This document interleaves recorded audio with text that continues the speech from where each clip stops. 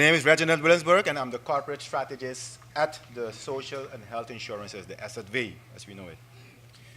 First of all, I want to state first what the SZV does, and because we don't only deal with health insurances, we also deal with in the total package of social insurances, which when you're talking about social insurances, you have two types, in principle, two types of insurance: national insurances and employees insurances.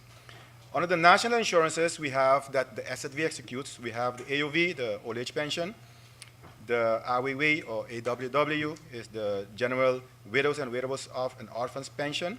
The AVBZ, the Extraordinary Medical Expenses for long-term care, mental and physical disability, and artificial medical aid. And not typically insurance, but we also administrate the what we call the OZATAR, which is the medical assistance for persons, indigent residents, who are unable to insure themselves.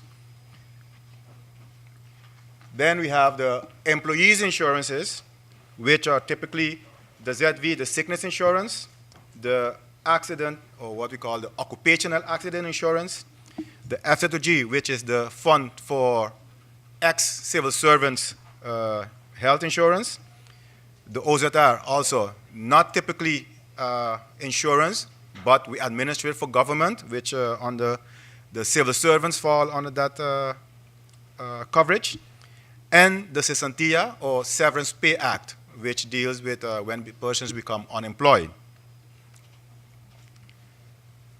So, Neil, just for your education, it's 7 funds we administer typically, and we administer 2 for government that are not insurances.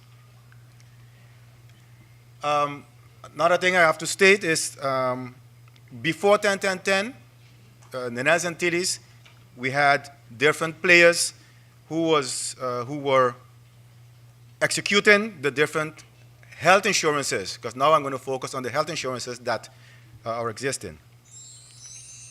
We have the AVBZ, which the contribution is determined by the inspectorate of taxes. It is collected by the receiver's office. Compliance is also looked into by the receiver's office, and the control is done by the inspectorate, and the benefits are paid out by then the BZV, which is was a foundation tasked to execute different medical insurances for government and the AVBZ. The ZV was the precursor of the SZV, was the contribution was determined by the SVB, collected by SVB. As you can see, go down the road, everything was done by the SVB. OVA, the same thing, the accident insurance. The FZG also. The OZR, you can see government determine what the contribution is and collect it where they have to collect it from the employees. And the control is also done by government, but the benefits were being paid out by the BZV. After 10-10-10, we had a switch because then, all of a sudden, everything fall under one executive agency. With the difference that for the AVBZ, it remained, the contribution is done by the inspectorate, collection and compliance by the receiver's office, and control also by the inspectorate, but benefits paid by SZV, and everything else is done by the SZV for ZV, OV, and FZG, and the OZR remains under government, but benefits paid by SZV. So you could imagine what a task that was first being done by different organizations, now done in one organization, basically. We have one execution agency. And one thing I have to say, that before 10-10-10, we had the SVB and the BZV, who were headquarters in Curacao, and St. Martin basically had just branches dealing with the operation, the day-to-day part of dealing with the clients here.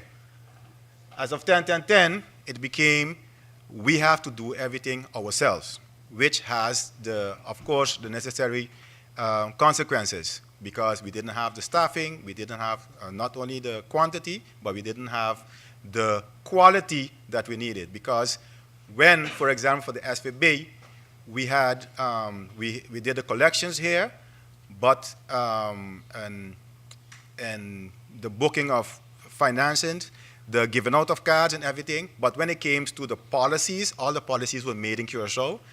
All the legal advice and support were in Curacao. So here we had, for example, for the SVB, we only had about BSV and SVB together in total 34 persons, while being supported by another 100 plus or almost 200 people in Curacao.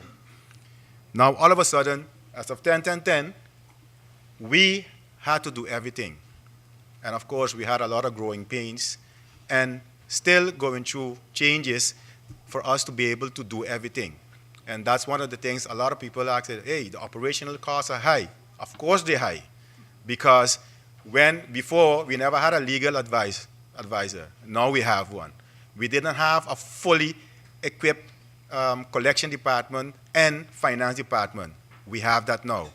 All of these you have to pay for. So of course, no matter how small you are, and I could make comparisons to basically an Anguilla or BVI, which I've known the Social Security, I know them very well there, although you are small, you still have to set up the different departments to be able to do the job, because otherwise you have to outsource it, and then you have to debate which one you want to do. That was too fast. The SZV was established on the 4th of October 2010 by ordinance with the task of 1, execute health and social insurances, 2, advise the minister on policies regarding to health and social insurances, implement policies and instructions of the minister when we get those, and we've been getting quite a few the last year and a half. So Minister Lee has been keeping us quite busy.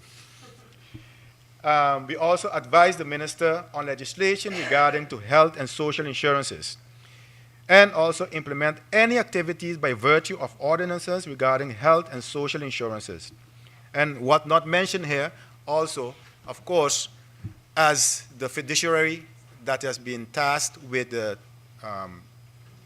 looking after the funds of that the contributors pay into the funds, we have to manage the funds, make sure that the funds remain sustainable, and that we have a positive return on investment as much as possible, and that the company remains, all these funds remain solvent. And why is it important? Because if we don't remain solvent, if it's not sustainable, we have to end up going back to government to supply the necessary funds. And we know the problem of government. They never have enough.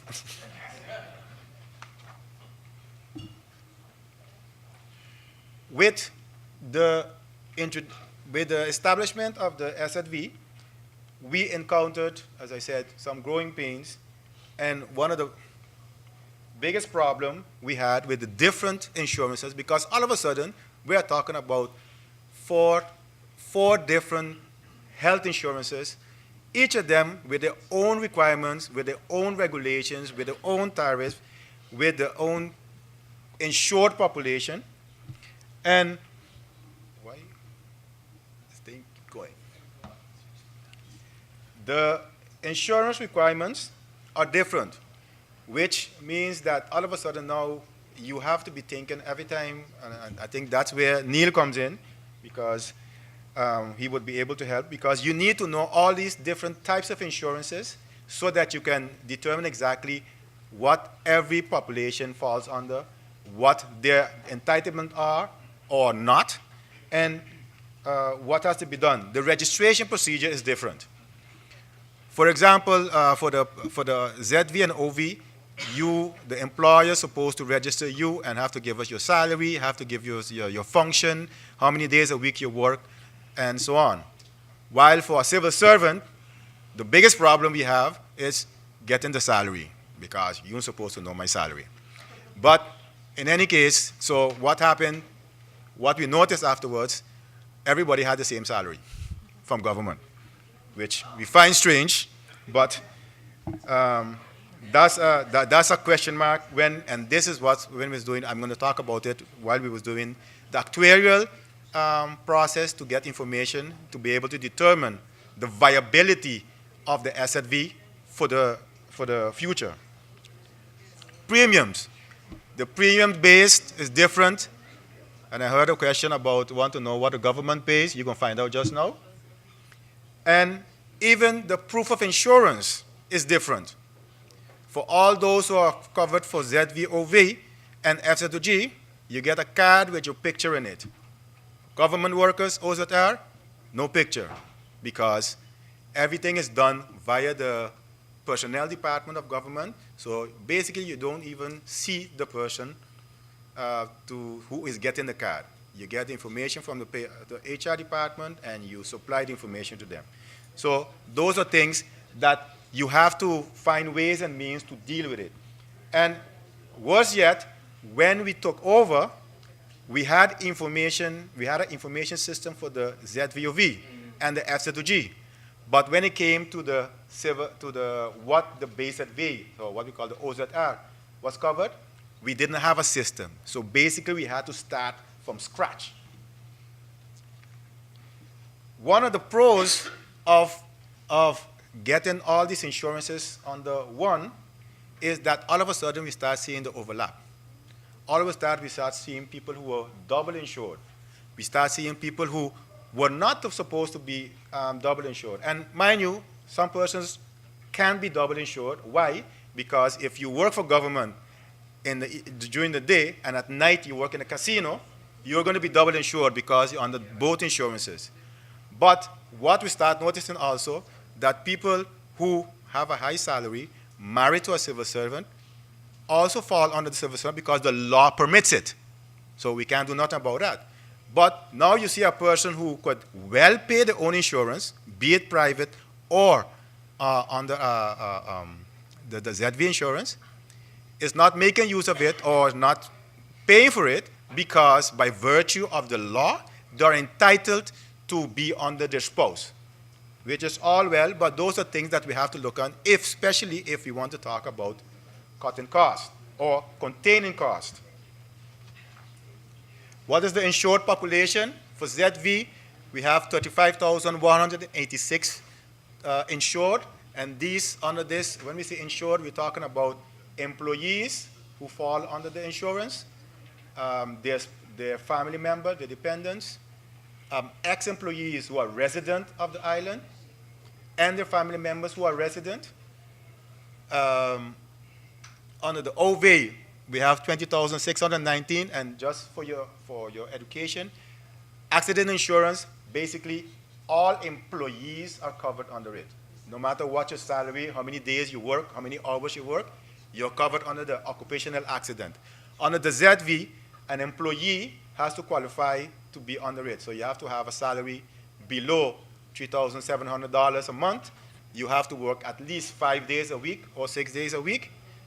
And your family members must be legal resident of St. Martin for them to be covered. So we're talking about 35,186. And another thing, in this 35,000 also have non-resident employees, because by virtue of being an employee, you are entitled to the ZV insurance as long as you're working.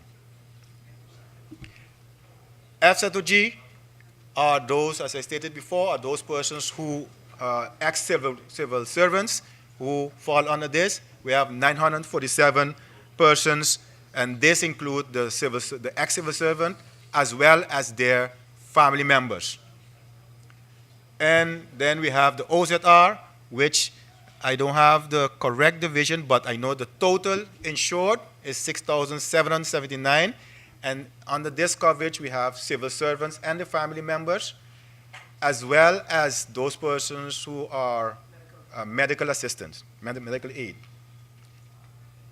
So in total, we're talking about 42,000 persons, almost 43,000 persons who SZV manages their health insurance for. The premium. And here you can see the big differences. For the ZV, you have the employee pays 4.2%, the employer 8.3%, which is a total of 12.5. And for what we call the 62 plus, used to be 60 plus, they pay 10.4%. And why do we have this division? Because before 10-10-10, the Parliament of the Nelson Antilles approved, gave the Minister of Health and Social Affairs at that time the approval to start insuring persons who are over 60 and are uninsurable. They cannot afford an insurance or do not have an insurance or cannot get an insurance because of the age, that they could fall under the insurance. But it meant that they have to pay, and they have an income, and they are resident of the Nelson, was at that time the Nelson Antilles, that they would be able to be insured.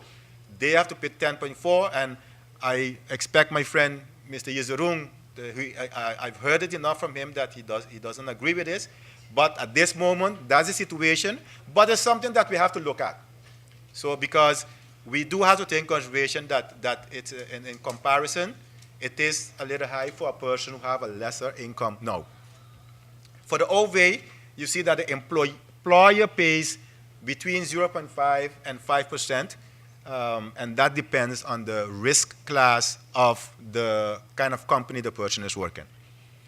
The FZG, for those persons who are working, they pay 2%, and once you become a pensioner, you pay 3% for the first 500 guilders and 10% for everything above that. So I just mentioned 10%. For the OZR, if I'm not mistaken, and you could correct me if not, OZR is the employees pay 1.5%. That is civil servants.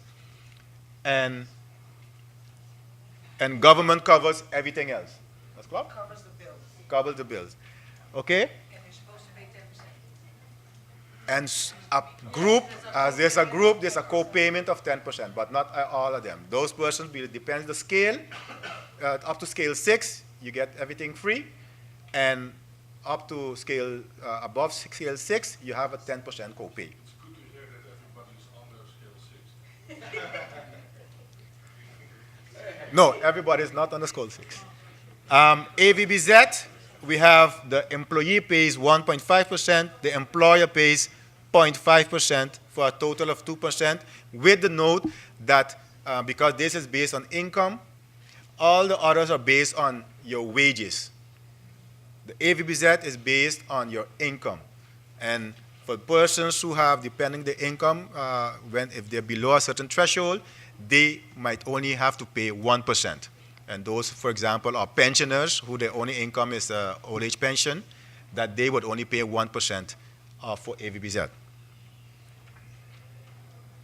And one other note, as I stated before, for the 62 plus, the Parliament gave permission for the minister to start insuring them, but the law was never adapted to do it. So we are basically, we have taken over a regulation, because it's not to cover persons who has not been legally or formally legalized. So those are something that's on a list of things to do, to fix.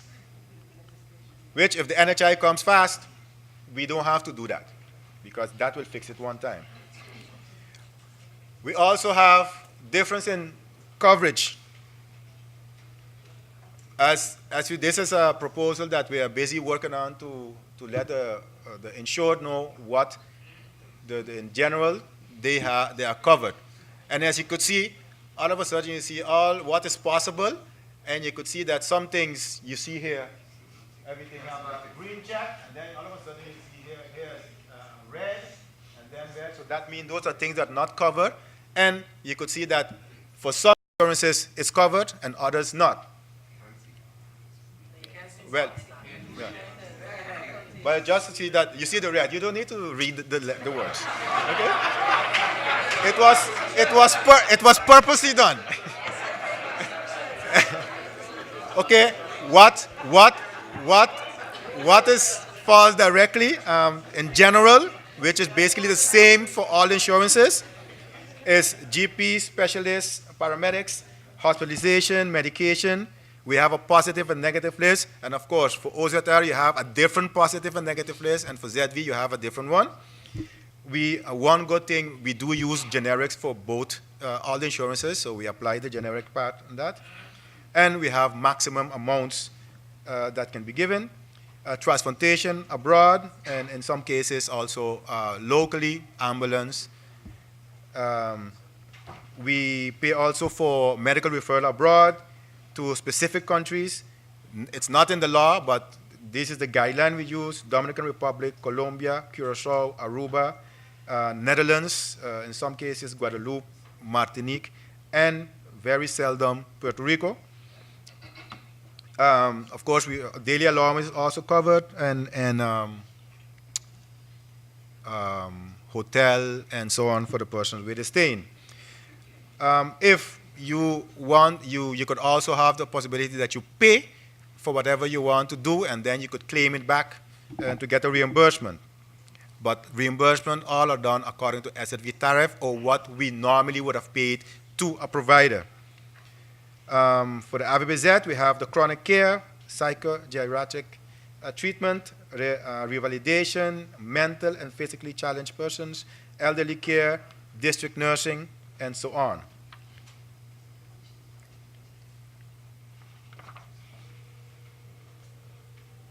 Then I come to the group of the people I love, the care providers. It's mutual, Ricky. We have, if I didn't have the confidence in all the care providers, I would be very, sometimes be very worried of going to see the doctor to the hospital. But because I know all of them are professionals, I know that no matter what difference of opinion we have, I know I could always get good quality service when I go to them.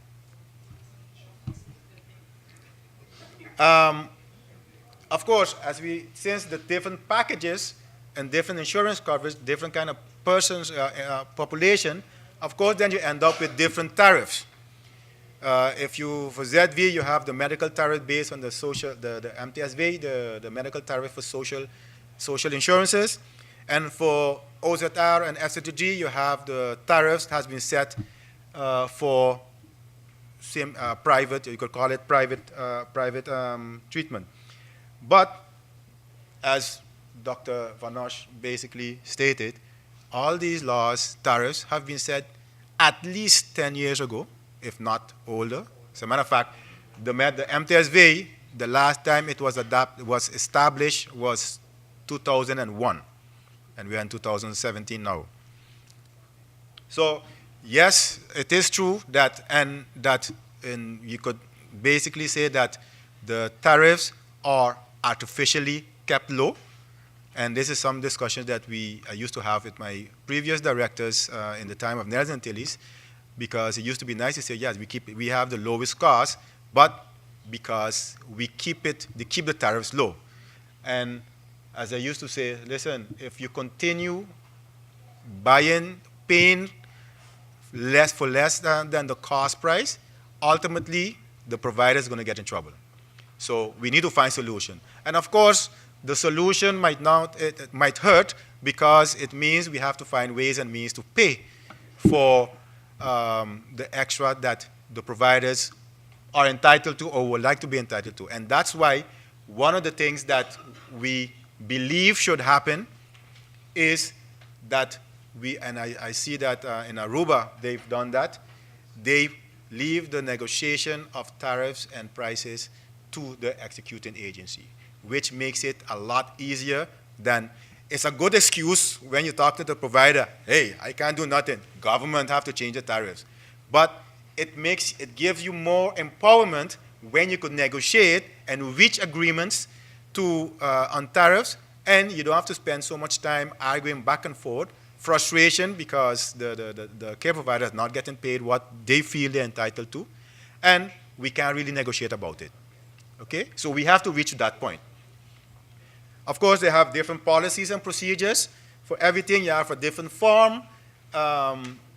we have been trying since 10-10-10 to try to synchronize certain things, try to use the same form, try to, for example, get the declaration rules to use one system. But the tariffs are different, and that always means that you have to be shoveling and juggling to see what you have to choose. And for example, the pharmacies also, we have a different payment system. For ZV and after the G, you have what we call the receptregel, which we pay a certain fee per line of the prescription line, while for OZR, we still are paying a percentage of the price of the medication, the cost price.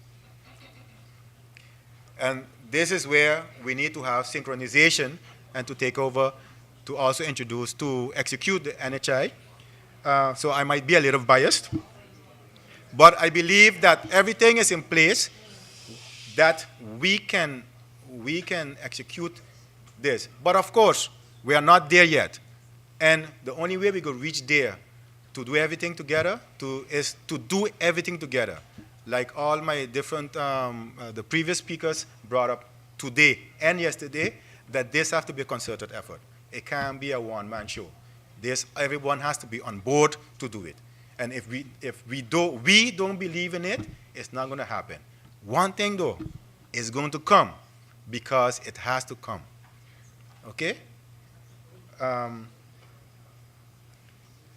one important thing is that, as I stated before, we know already what almost 40-something thousand persons are registered with the SZV. Okay, so we still might be lacking 10,000. Neil, we'll talk. Okay, we might need to get those 10,000 in. But in any case, we have a lot of information. As I stated before, we don't have all information, and we need to work on getting more information. And I want to, in closing, I want to thank the organizers of this conference, symposium, for allowing me to speak today. And I want to thank my fellow speakers, because some information I knew already, but a lot of information I got the last 2 days, both from all the speakers. So I'm glad that I would be able to participate in this educational journey that we are together, for us to continue working together. Because again, this is not for SZV, this is not for Minister Lee, it's not for FENA or for Joy. This is for St. Martin. So we need to do the right thing. Like Neil said, we need to do the right thing for the residents of St. Martin.